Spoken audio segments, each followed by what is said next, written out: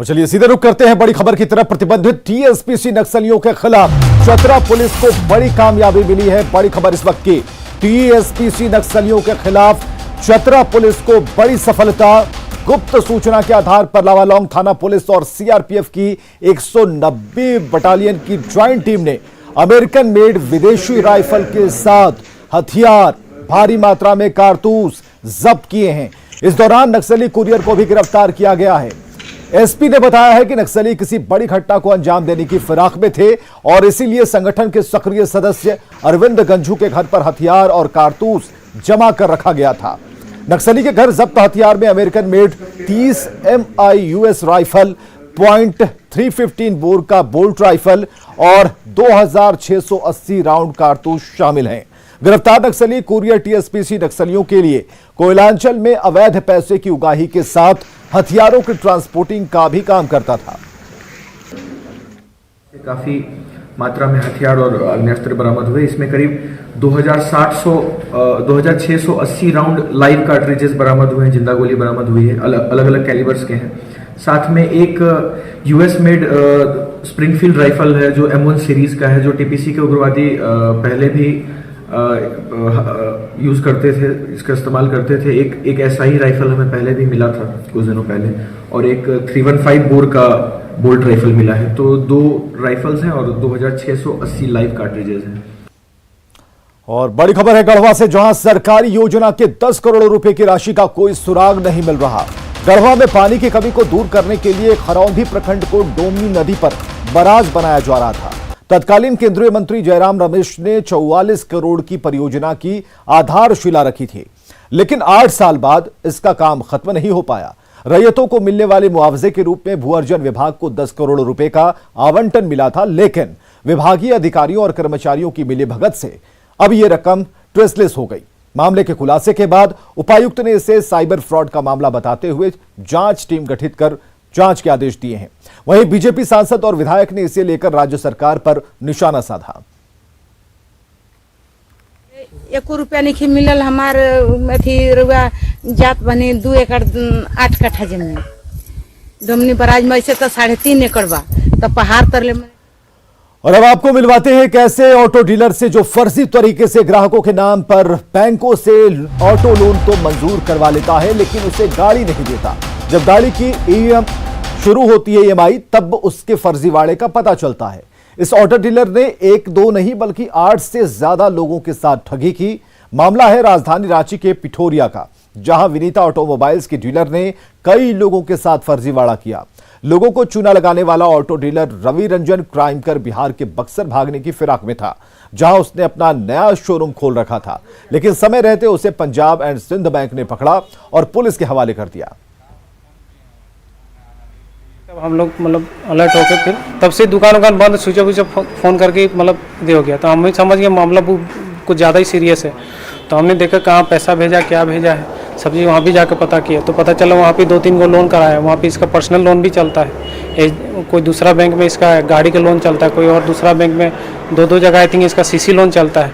मेरे यहाँ भी CC के लिए अप्रोच किए थे, लेकिन हम मना कर दिए थे। तो रवि रंजन का कहना था कि अगर बैंक से कॉल आएगा तो आप ये बोलिए कि ऑटो आपको 1 हफ्ता पहले मिल चुका है, ये एक वेरिफिकेशन कॉल होगा। तो मुझे डाउट हुआ, तो मैं भैया के साथ यहाँ ब्रांच आया, तो पता चला कि 5 तारीख को ही लोन डिसबर्स हो चुका है। उसके बाद फिर खोजते रह गए, नाम हम लोग का नंबर उठता है, नंबर स्विच ऑफ, ना कोई भेंट घाट। जी सर, ऑटो लोन के लिए हम लोग ने अप्लाई किया था, तो ना ऑटो मिला है और ना ही उसका रिफंड हुआ है। ठीक है, और बैंक आए तो फिर पता चला कि इस तरह लोन बहुत पहले ही हो चुका है। ठीक है, लेकिन अब तक हम लोग कुछ नहीं मिला है। वैसे में सवाल उठता है कि यह डीलर इतने दिनों तक कैसे बचता रहा। सवाल यह है कि बैंक को फर्जीवाड़े का पता क्यों नहीं चला। फर्जीवाड़े में और कौन कौन लोग शामिल हैं। इधर जमशेदपुर के परसूटी से 14 साल की लापता नाबालिग का 7 दिन बाद भी कोई सुराग नहीं मिला। 27 जनवरी को लापता होने के बाद परिजनों ने थाने में अपहरण की लिखित शिकायत दी थी, लेकिन अब तक परसूटी थाने में ना तो FIR दर्ज की गई, ना ही मामले की जांच शुरू हुई। नाबालिग के परिजन किसी अनहोनी की आशंका से डरे हुए हैं और ऐसे में उन्होंने SSP से मुलाकात की है, लापता बेटी को खोजने की गुहार लगाई है। सुबह हम लोग उठ के देख रहा कि बच्चा गायब। तो फिर ढूंढने हम लोग निकल गए इधर उधर अपना अस्तर से ढूंढे। जब बच्चा को नहीं मिला तो फिर पंचायत का पास गए, उप मुखिया के पास गए, वो लोग को भी साथ में लेके ढूंढे इधर उधर। तो फिर नहीं मिला तो फिर हम लोग थाना को सूचना दिए। सूचना देने के बाद आज तक मतलब कुछ रिपोर्ट नहीं आया है उधर से, ना मामला दर्ज हुआ है। डर लग रहा है कि कहीं बच्चा को कहीं कुछ ना कर दे। इसमें अगर किसी तरह का कोई अनहोनी घटना घट जाती है या लड़की के साथ कुछ गलत हो जाता है, क्योंकि अभी का समय बहुत ही ख़राब है, तो साहब से सीनियर साहब से मिलकर इस मामले में त्वरित कार्रवाई की मांग करने के लिए आए हैं उसके पिता के साथ। कितना लड़की का उम्र होगा? लड़की का उम्र है 14.5 साल। इधर झारखंड के कृषि मंत्री बादल पत्रलेख का गाजियाबाद बॉर्डर पर जाकर किसान आंदोलन में भाग लेना और राकेश टिकैत को झारखंड का पानी पिलाने का मामला अचानक सुर्खियों में आ गया है। रिपोर्ट देखिए।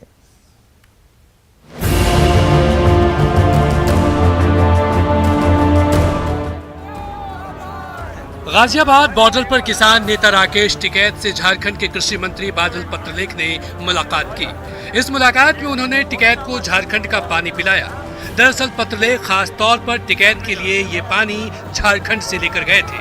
हालांकि पानी को लेकर जब उनसे सवाल किया तो उन्होंने कहा कि इसके राजनीतिक मायने नहीं निकाले जाए। नहीं, सिंपल जल था। अगली बार बाबा बासुकीनाथ और बैद्यनाथ का जल लेकर। इस मौके पर पत्रलेख ने किसानों के मुद्दे पर केंद्र सरकार पर जमकर निशाना साधा और कहा कि केंद्र देश की सबसे बड़ी शक्ति किसानों से धोखा कर रही है।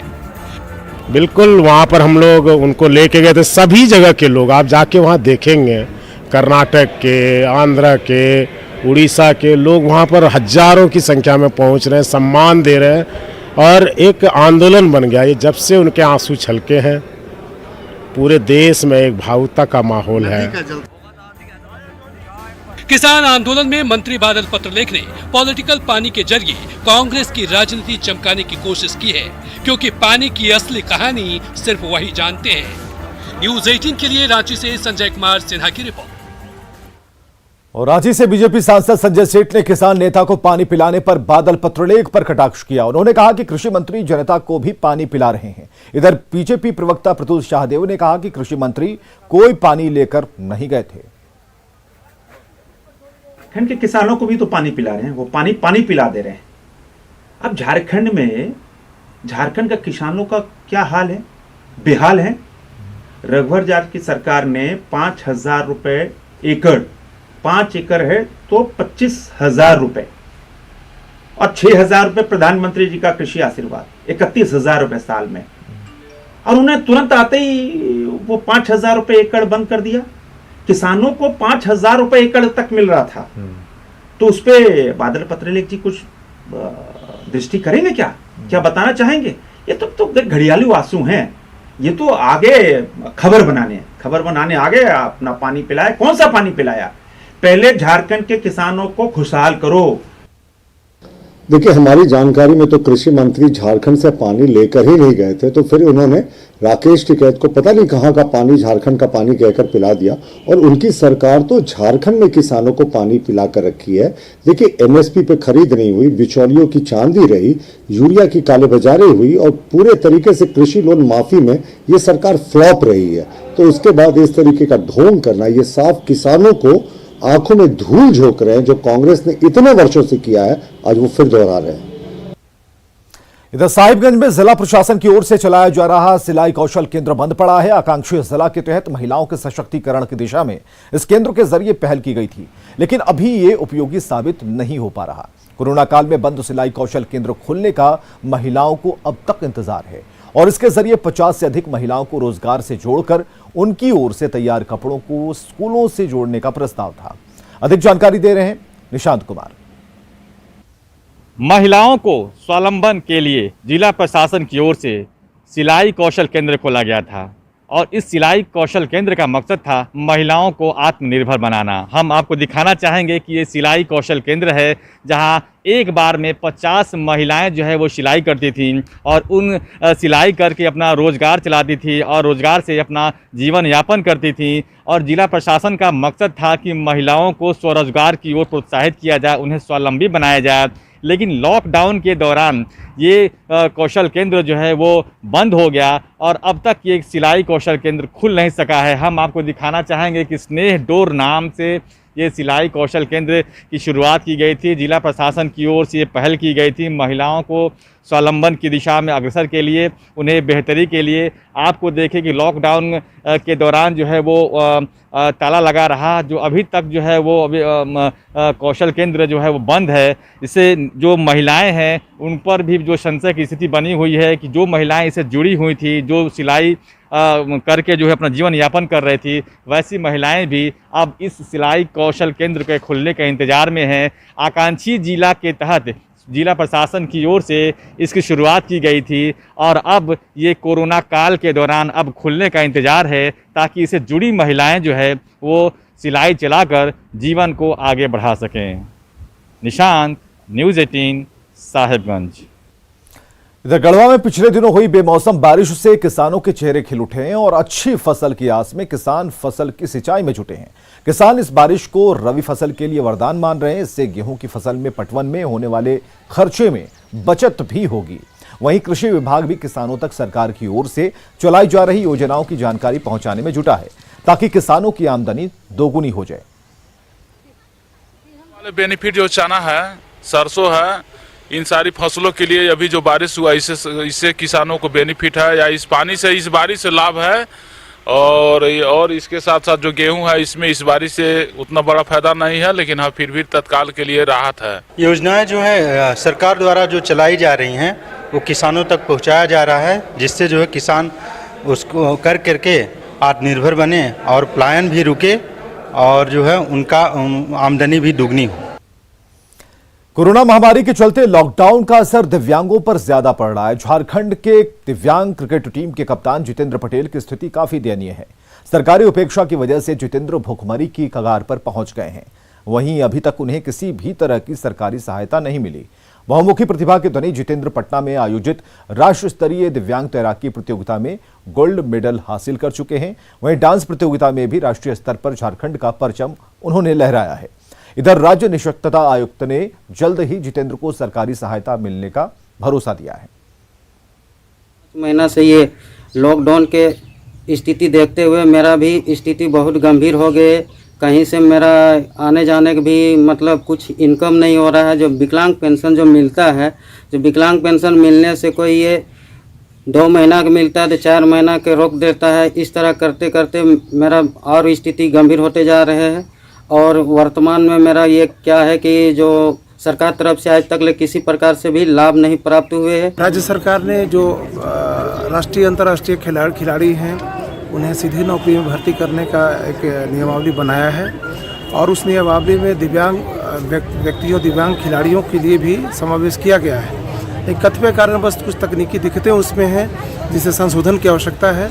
मैंने खेल विभाग को पत्र लिखा है कि जैसे सामान्य खिलाड़ी को आप सीधी नौकरी में भर्ती कर रहे हैं।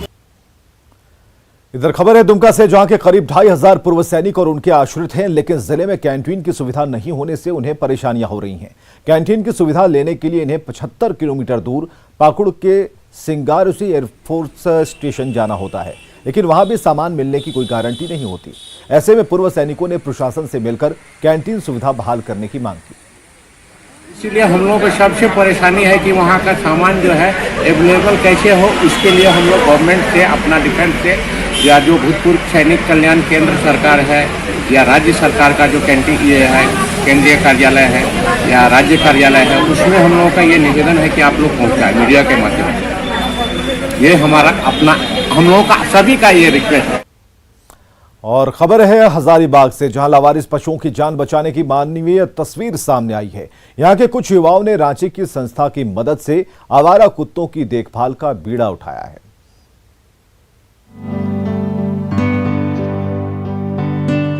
घर के पालतू कुत्तों के साथ प्यार करना और उनका बेहतर तरीके से देखभाल करने की बातें तो आप सुनते होंगे, लेकिन हजारीबाग में सड़क पर घूमने वाले लावारिस कुत्तों से प्यार करने वाले लोग आवारा कुत्तों के संरक्षण में सामने आए हैं। इन बेजुबानों को एंटी रेबीज इंजेक्शन दिलाने के साथ ही इनकी नसबंदी और बंध्याकरण कराने को लेकर ये लोग रांची की एक संस्था के साथ मिलकर काम भी कर रहे हैं। हम लोग इन लोग का देखते, कोई कुछ करे नहीं, इन लोग को अच्छा से खाना वाना देते, और भी बहुत लोग देते, ऐसा नहीं है। बच्चा लोग भी इन लोग के साथ खेलने आते हैं।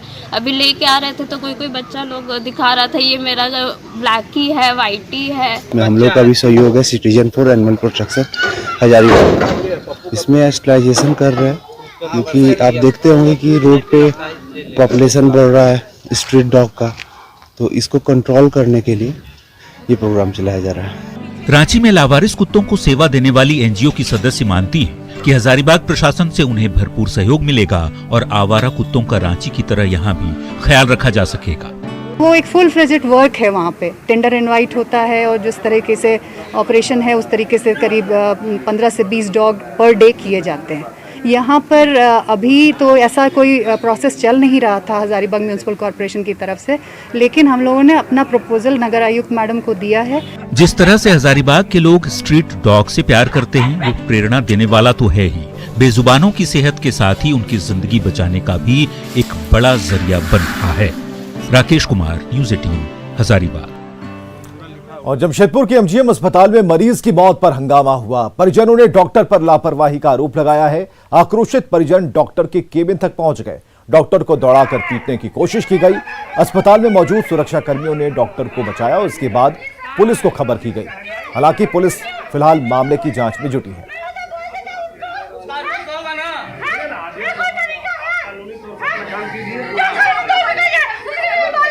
रांची में एक नर्स के साथ अभद्र व्यवहार हुआ। इसके बाद सभी नर्सों ने सिविल सर्जन कार्यालय जाकर अपना विरोध जताया। नर्स दोषियों पर कार्रवाई की मांग कर रही हैं। केंद्रीय खेल मंत्री किरण रिजिजू ने झारखंड के एकमात्र भारतीय खेल प्राधिकरण के पद्मा केंद्र को 20 लाख रुपए का जिम उपकरण देने की बात कही है। साथ ही खिलाड़ियों के लिए आने जाने के लिए एक बस की भी व्यवस्था करने की बात कही। हजारीबाग के सांसद से संसदीय वित्त समिति के अध्यक्ष जयंत सिन्हा ने खेल मंत्री को इसके लिए धन्यवाद दिया। सांसद ने भरोसा जताया कि आने वाले समय में साई केंद्र को और बेहतर किया जाएगा।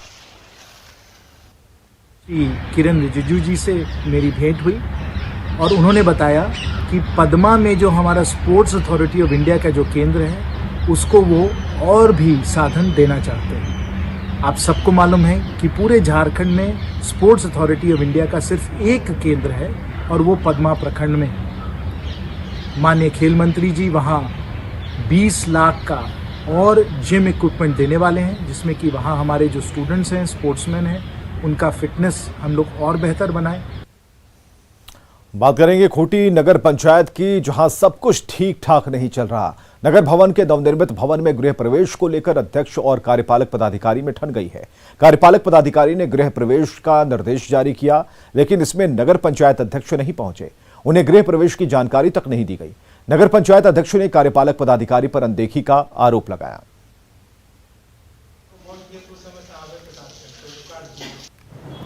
कि तत्काल तुरंत 5-10 मिनट में फैसला लेकर के इस तरह का जो गृह प्रवेश का निर्णय लिया गया है, समझ में हमें नहीं आ रहा है कि ऐसा किसके दबाव से हो रहा है, क्यों हो रहा है। ये समझ से परे है, समझने की आवश्यकता है। झारखंड के 5 जिलों में एनीमिया को लेकर विशेष जांच अभियान चलाया जा रहा है। इनमें सिमडेगा भी शामिल है। आपको बताएं कि सिमडेगा की 72% आबादी एनेमिक है, यानी कि उनमें खून की कमी है, जो एक गंभीर खतरा बन सकता है। वहीं 4 दिनों की जांच में पता चला कि एनीमिया के शिकार लोगों की संख्या इससे कहीं अधिक है, जिसे देखते हुए जांच और इलाज की गति को तेज किया जा रहा है। वहां उपायुक्त और सिविल सर्जन ने मामले की गंभीरता को दिखाते हुए जिले में साल भर कार्यक्रम चलाए जाने की जानकारी दी। भारत का कार्यक्रम अब सिमडेगा जिले में पूरे साल भर सबसे महत्वपूर्ण प्रोग्राम में से एक हमारा रहेगा, जिसके तहत 27 तारीख से एक लार्ज स्केल हम लोग स्क्रीनिंग करा रहे हैं। And we are very sad to say कि जो सरकार की डेटा 71% थी, उससे कहीं ज़्यादा हम लोग फाइंड आउट कर रहे हैं। नियरली 90% ऑफ द पॉपुलेशन अभी तक सभी स्क्रीनिंग में एनीमिया पाए गए हैं। हालांकि सीवियर केसेस बहुत ही कम हैं, लेकिन नॉर्मल केसेस में अभी भी बहुत ज़्यादा है। इस तहत अनीमिया मुक्त भारत सिमडेगा जिले के लिए अब अगले 1 साल हम लोग पूरी कटिबद्धता और पूरे मेहनत के साथ हम लोग इस पर कार्य करेंगे। स्वास्थ्य विभाग के द्वारा एनीमिया जांच के लिए हम लोग ड्राइव चलाएंगे, अभी भी चलाए थे, फिर चलाएंगे हम लोग। और हम लोग देख लेंगे जैसा रहेगा एनीमिया का, उसके लिए हम लोग एक कार्ड डिजाइन कर रहे हैं जिसमें उसका एनीमिया का लेवल, मतलब खून का लेवल पता रहेगा। 3 महीना के बाद उसको उसी से उसको दवा देंगे, फिर 3 महीने बाद उसका फिर टेस्ट करेंगे, उसका क्या प्रोग्रेस हुआ। राजधानी रांची में ब्लैक स्पॉट में भले ही कमी आई हो, लेकिन सड़क हादसों में कमी नहीं देखी जा रही। रांची में महज 2 ब्लैक स्पॉट हैं, लेकिन पिछले साल 552 सड़क हादसे हुए, जिनमें 388 लोगों की जान चली गई। रांची जिला परिवहन पदाधिकारी का कहना है कि ब्लैक स्पॉट का निर्धारण नंबर ऑफ मेजर एक्सीडेंट के आधार पर किया जाता है। सड़क के किसी एक स्थान पर ही अगर 10 लोगों की मौत सड़क हादसे में हो जाती है, तभी उस स्थान को ब्लैक स्पॉट के रूप में चिन्हित किया जाता है। आंकड़े अगर देखेंगे हमारे पास जनवरी से दिसंबर के बीच में जो है 552 एक्सीडेंट्स हुए हैं और 388 कैजुअलिटीज़ हुई हैं। इंजुरीज़ हैं 342, जो पिछले वर्ष में -16%, -13% के आसपास। अगर कुल देखेंगे दुर्घटनाओं में, नंबर ऑफ इंजुरीज में, तो -23% की कमी आई है। लोहरदगा में लॉकडाउन के दौरान फूलों का कारोबार बंद था, इससे फूलों की खेती करने वाले किसान परेशान थे। लेकिन कोरोना की रफ्तार घटने के बाद अब फूलों की मांग बढ़ रही है और ऐसे में अब किसान परंपरागत खेती छोड़कर फूलों की खेती की ओर मुड़ रहे हैं। 1 बीघे में फूलों की खेती में करीब 20,000 रुपए की लागत आती है। वहीं किसान को 1 से 1.5 लाख रुपए तक की आमदनी होती है। जिले के युवा किसान करीब 2 एकड़ में जरबेरा की खेती कर आर्थिक स्थिति बेहतर करने में जुटे हैं। हम लोग खेती करते हैं जलबेरा फूल का, और इसमें लगभग हम लोग 2 एकड़ में लगाए हुए हैं। इसी से हम लोग का गुजारा होता है। और यहाँ हम लोग साग सब्जी की खेती करते हैं, और जो कि इसमें कुछ शहर में और कुछ बाहर हम लोग सप्लाई भी करते हैं। और खबरें लगातार जारी हैं, बने रहिए हमारे साथ।